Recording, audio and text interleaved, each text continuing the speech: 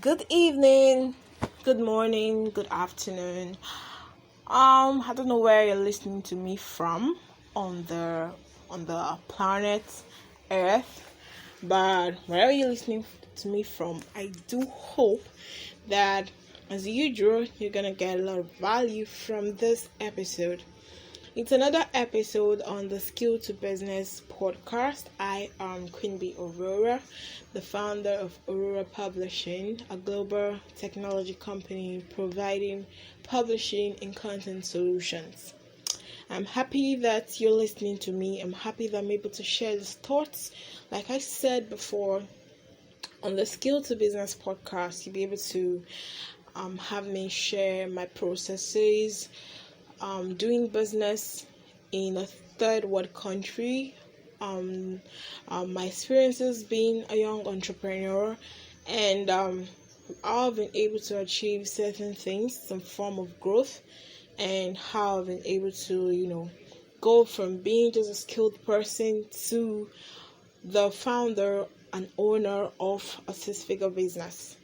So this is all the things I'll be sharing on this podcast, and I hope that you have so much fun while listening and have get so much value. On today's episode, I'll be sharing a story of I'll title the story The Accidental Entrepreneur. Well, in 2017, that was June 3rd, a lot of people have heard me tell this story. I quitted my job in Abuja because of sexual molestation. I thought to talk about this story because we are in a time in Nigeria where we're talking about these things, sexual molestation, the issues that the female gender faces every day, from rape to child abuse to molestations. So I felt to talk about there are a lot of people who found themselves in these positions and they've not been able to leave because it feels like being in that position is the only option. Like they have no other option. So why am I telling this story? I want to tell the story because I want to drive a lesson. So like I was saying, on the 3rd of June 2017, I quitted my job in Abuja, a job that was very comfortable, a job that had an apartment that gave me access to an official car, and that was in my dream city of Abuja. But I left all of that because of sexual molestation. At that point, I had nothing to fall back on other than my salaries, the ones that was being held, and the present month. So that was all I had to fall back on. And from that time to the end of that month, I had to live in hotels, I had to pay hotel bills and all of that. At the end of June, I found out that my resources were depleted and I had no plan. In the state I was in, because of course leading up to the time that I decided I've had it up to here, I'm not going to have to endure all this kind of harassment and all of that. I had been in a position where everywhere was toxic. My workplace was toxic. My colleagues are being toxic because of the things that my boss, my ex-boss, deliberately said to them in order to push me to the wall.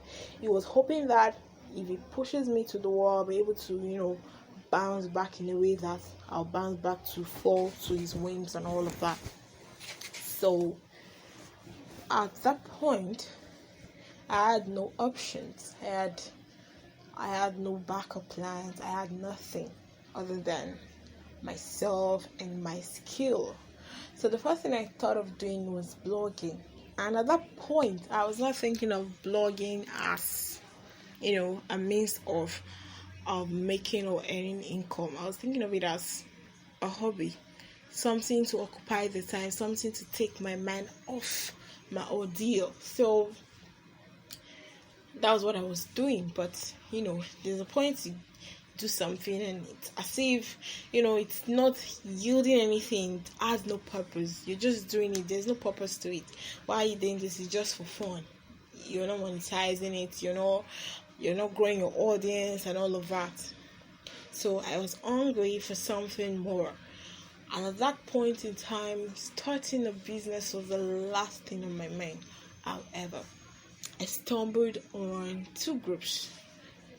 The Smart Big Camp, which is now presently called Estart Africa, but then it was called Smart Big Camp. I stumbled on that group and I met a group of young people who wanted more from their lives, who wanted to do more despite their environments being in third world country.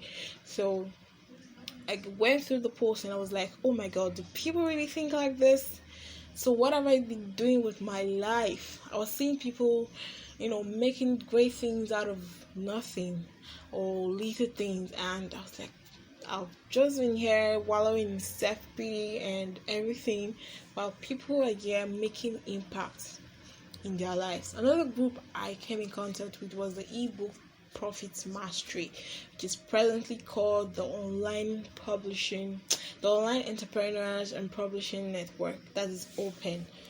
Those two groups changed my life.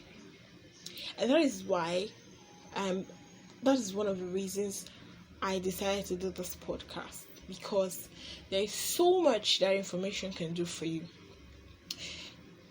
Coming in contact with those two groups exposed me to information that turned my life around. In December of 2017, I published 2 books within the space of 2 weeks. They were actually manuscripts that I've written out of just a hobby, but not knowing how to go about publishing them as books. I had no knowledge, no information. I thought I had to wait for one of these traditional publishers to pick up my book or agree to publish me and all of that. But when I was exposed to information, I was able to publish 2 books in the space of 2 weeks. And by the end of, in fact, before I did a pre-order, because of course on the open group I had learned how to do a proper launch. I've learned the pre-launch strategy and all of that. So I had a pre-order I was doing, and I already had over 100 pre-orders even before the book was launched. And I was like, wow, I would never have imagined that people would want to read what I write and actually pay money for it. So it was a transformational experience, and I realized that wow, this is something. And that was in December. By January, I had built a form of social presence that helped me go beyond just publishing books. Now, those books I published on Amazon, on Okada Books, and other platforms through information that I was exposed to in open group and, of course, from my own research. But I realized that more and more Nigerians were beginning to, want to publish their books as well. Especially when I did that, and then the founder of that open group talked about me and my exploits with my book publishing in a live broadcast. So a lot of people were gingered. A lot of people were encouraged to want to publish their own books. So I found that a lot of Nigerian authors or Nigerian writers wanted to publish their own books, but they didn't know how to go about it. Not a lot of people can figure things out on their own as I could do. And by that point, I was having a lot of difficulties because it was a learning curve. I was learning a lot of things that I didn't know before. This was how I started to do publishing for people for a small fee. They pay me a little something and I help them to do that which they cannot do, which is putting up their books on international platforms like Amazon, like Okada Books, like Smashwords, and the rest of them. And that was how overall publishing was formed. In January of 2018, I was still doing the normal publishing, but I was realizing that some people come to me and say, I want to publish my book, but I've not done cover, I've not even edited, I've just finished writing. What did you do? How from these questions I realized that okay, I might not have to do just publishing. There are other things that people need. And that was how I was discovering more problems that I could solve for people. And I was discovering that I was adding services, I was giving services and all that, and from that point I discovered that okay, there are actually people who want to publish books but do not know how to write the books, or do not have the time to do that. And this is something that I've done. I've written, by that point I've published 2 books and I wrote them, so I can do this for people. My first ghostwriting client paid me a sum of 50,000 to write a book of 100 pages.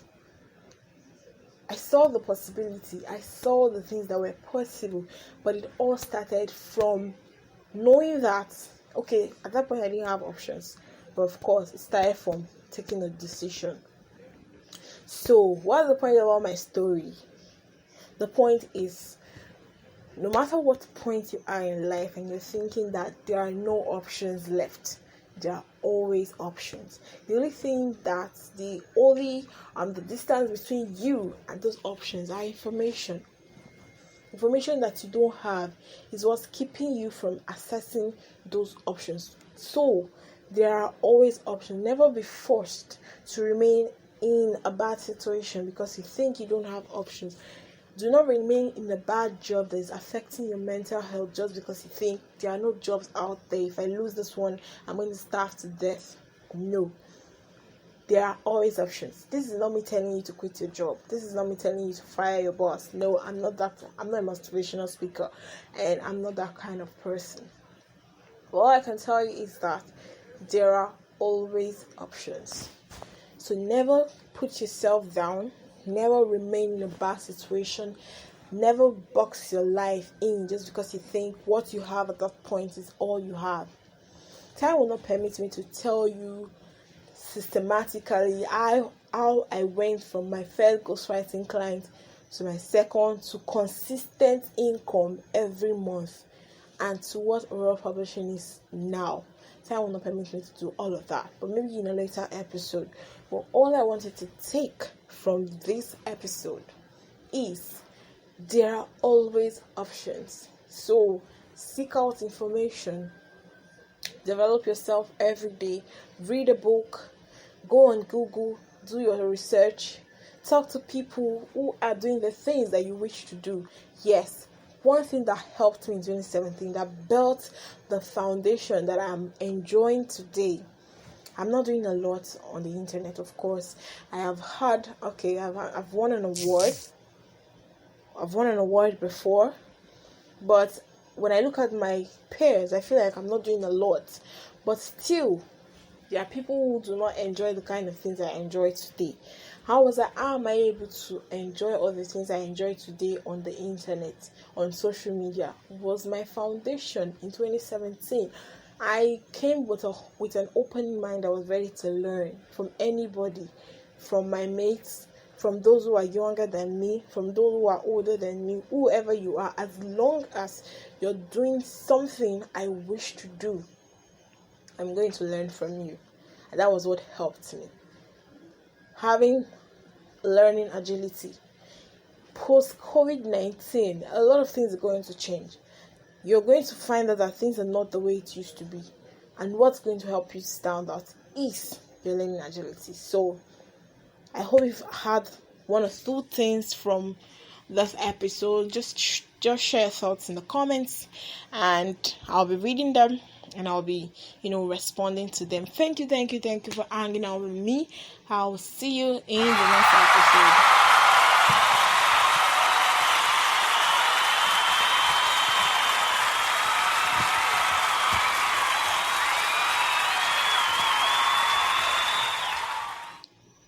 So once again, I'm your girl, Queen Bee Aurora, the founder of Aurora Publishing, a global technology company that provides publishing and content solutions. hit the follow button so you can get updates, and I'll see you next time. Thank you.